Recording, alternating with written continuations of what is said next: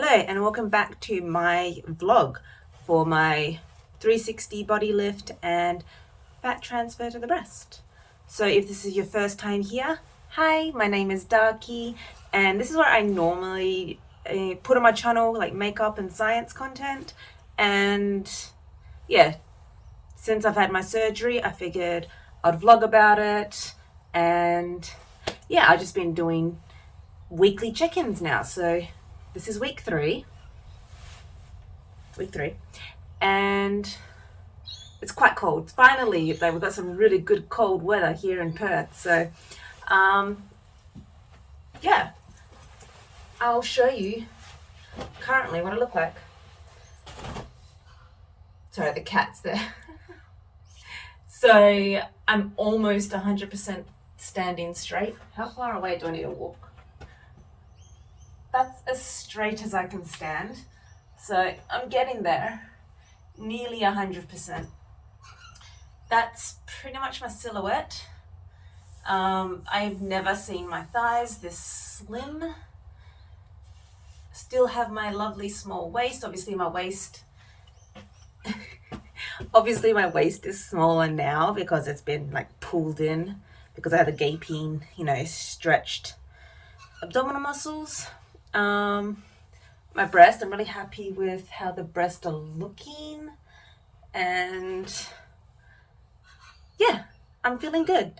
Going to go to my 3-week checkup with the the nurses, and they're going to have a look at my wounds. I'm not sure, obviously how the wound care is going to change. It's been going well. My belly button is probably the only thing that's still sort of wet. The rest of it's pretty well healed all around. So it's just like the finer details now. I have purchased like a silicone gel to help with like scar appearance, but we can only start using silicone gels once the wound has completely healed. So they're in reserve, and yeah, I'm going to do like a full update of like how the past week has been later on in the video. Before we go to the doctor's appointment, I'm going to go shopping with my mum, and even though I'm pretty good at walking around now, I am still obviously a little bit hunched, and it does put pressure on my back. And I just noticed like long distance walking, I do need a break. So I am still going to bring the 4-wheel walker with me so that when we are out in the shops, like my mum can browse and I can take a seat, because standing long term, it puts a lot of pressure on my lower back and on my hips and everything. And it's very awkward trying to stand comfortably for a long period of time. So yeah, I would highly recommend getting a 4-wheel walker, because then you can sit on it as well as walk around with it. You can hire them.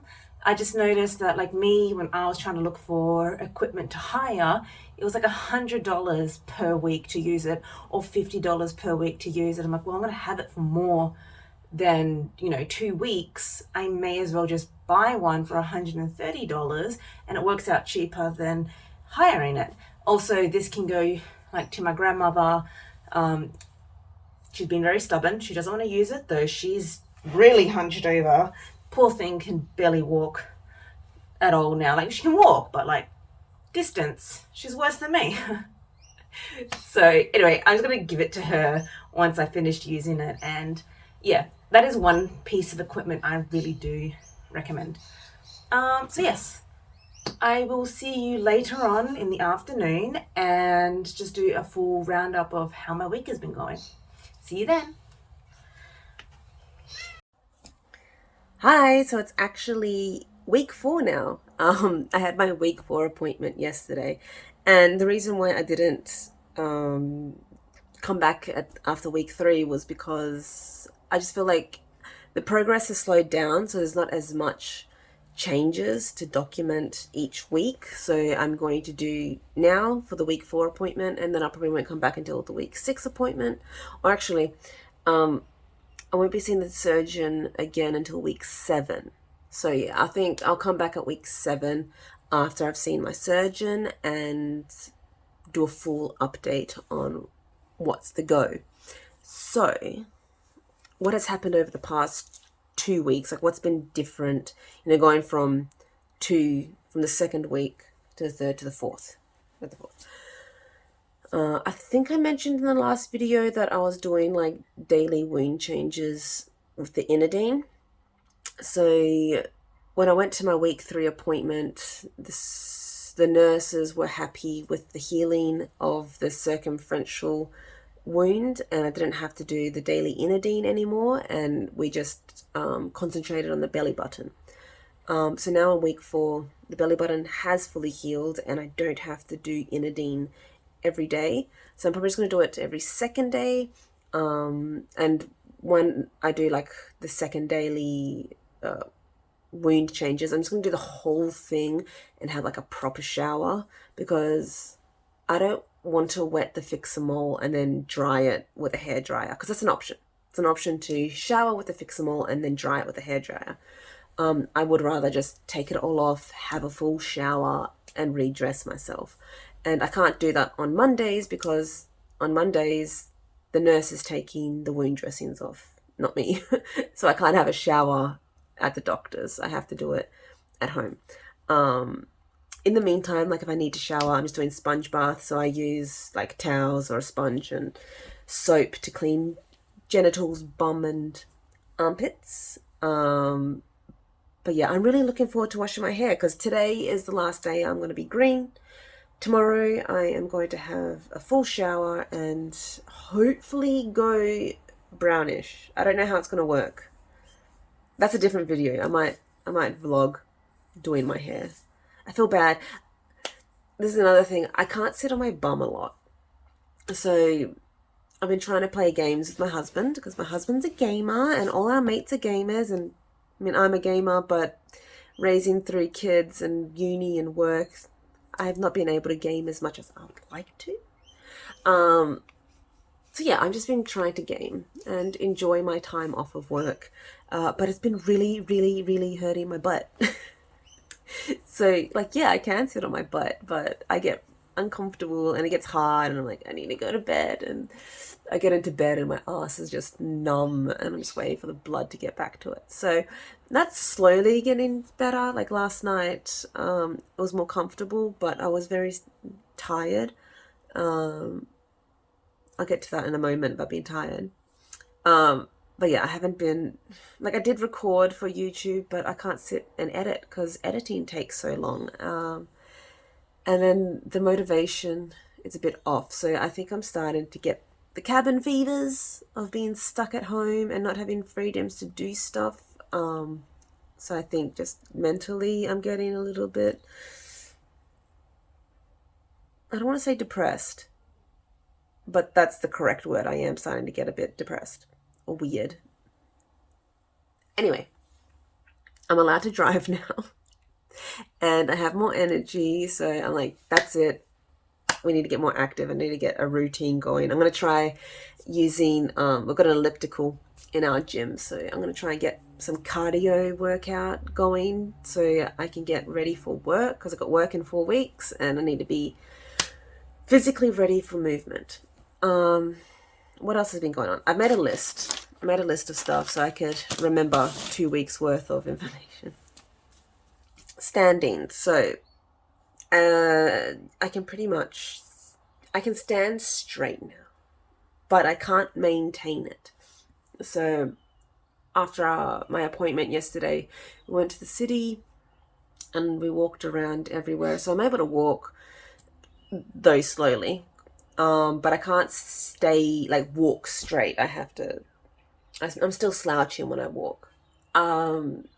So during the 3rd week, I still needed my 4-wheel walker, but I was able to go around the city without the walker yesterday. So, the progress, it's there. And I think recording it, you get to see like, day by day or week by week, these are the changes that are happening. Sleep is getting better. So like it was uncomfortable to be like laying on my legs and bum and stuff, but that's generally just decreasing every night. oh, the other night I had like 5 hours solid. Or was it 7 hours solid in one position? I fell asleep and woke up in the same position. I'm like, damn, that was a good sleep. But usually I'm waking up in the night and rolling. But yeah, no, sleep is getting much better. So now I feel like I'm properly rested, and now I can get up and actually do things. But yeah, like just going out yesterday, even though like I really wanted to get up and move and all that sort of stuff, it did drain me. Usually Mondays after my wound dressing appointments, I'm drained. So I just got home and slept, and then even I went to bed early because I just couldn't deal anymore. I'm like, I just want to go to bed. Stools, really important to keep up the fluids, and for me, I need to keep up the laxatives. Like I can really feel my intestines, like my bowels. I'm also sort of wondering if I'm starting to get IBS because like certain foods just really trigger me. Like I try to just eat with the family. Like my husband got McDonald's, and then he made like a really heavy pork. It's called oh my god, bulgogi, pork bulgogi. It's like a Asian dish, and it's just like really heavy meat, fat, and sauces, and so that 1 24-hour period was just not healthy. And I had extreme intestinal pain. I've had it before, but this was just so much worse because my abdominal muscles actually cramped up, and it was really hard to breathe. I couldn't move on my own. Like I actually had to have my husband lift my right leg up and put it into the bed, or lift it up and take it out of the bed. And I had just 3 hours of excruciating pain, and I did have a hot water bottle, and that sort of helped. But then like I was on the toilet seeing if anything could pass, and nothing really did. And I couldn't sit. Like I would stand up and I'd be like fully hunched over like this to try and alleviate whatever pressure was there. And I even took like 2 Palexia. I took Palexia. So it started at 9. The pain started at 9. I took Palexia at 10, and then and again at 11, and it wasn't helping at all. It was so effed up. But finally, like after 3 hours, just mass amounts of air was coming out. So like air in the intestines hurt. And I just think also like with the muscles being fused together, there's less space in my abdomen as well. So like whatever used to hurt in the past is just a lot more intense now. Ugh. So yeah, I just need to be really aware of I can't eat a lot of junk food, or I can't eat heavy meats. I really do need to be more Mediterranean, not full vegetarian. Like I can easily go vegetarian, like it doesn't bother me going vegetarian. But my husband's a heavy meat eater, so it's sort of impossible to completely 100% avoid meat. So it's like small amounts of meat, large amount of vegetables. And that's been working well for my bowel health. So 2 things left on my list. Intercourse, yes. Success. I was going to leave it at that. Success, but weird. Take it at your own pace and get used to new things, I guess. I don't know, like, you'll know if you've had it, like, because you're being tightened, like things are getting lifted. There's a little bit of a distortion with the labia pubic area with how it looks, and I was so worried about showing that off to my husband. But you know, it's going to take time, I think, for like the new lines and coloring to set in. I don't know what it's going to look like when it's healed. Like in a year's time, I don't know how everything's going to settle, but it all works, because I was very worried. I was very worried before going into this that when he said there was going to be like pubic distortion, that is that going to affect the pleasure zones? So yeah, I was asking around about that. I did some research on that, and like, no, there's no effect on the pleasure zone, everything's working, and same with the breast. Like that's one of the reasons I don't want to lift, and I don't want to mess with my areolas and nipples. Like, leave those alone because I don't want to F with the sensation. So, yes, sensation of thy nipples are intact. Last but not least, swelling. So my massaging has helped. Swelling's gone down a lot. It's been 2 weeks since I saw this specific nurse, and she was like, "Oh yeah, your swelling's really gone down." She's like, "What you been doing?" And so I told her. But even last week when I was at the 3rd week appointment, my main, like the head nurse, she saw me and she's like, "Everything looks fantastic." And also the surgeon saw me that day as well, and yeah, they're really happy with the swelling. The wounds look amazing. Like they're just... So here are some photos of the wounds from 3.5 weeks. I was doing a wound dressing change, and yeah, I just took some photos around the circumferential, like the whole wound, and my belly button. So as you can see, it's still bumpy. It's meant to be, and that bumpiness will go down over time and be left with a nice like silver line eventually. And then yeah, when I'm able to, so I think from week 6, 7, 8, whatever the nurses and doctors say, I'm going to start putting the silicone gel on, and I'm going to hold the silicone gel in place with the Fix-A-Mole and just change it every 2nd day, and hoping that I get a really beautiful scar at the end of it all.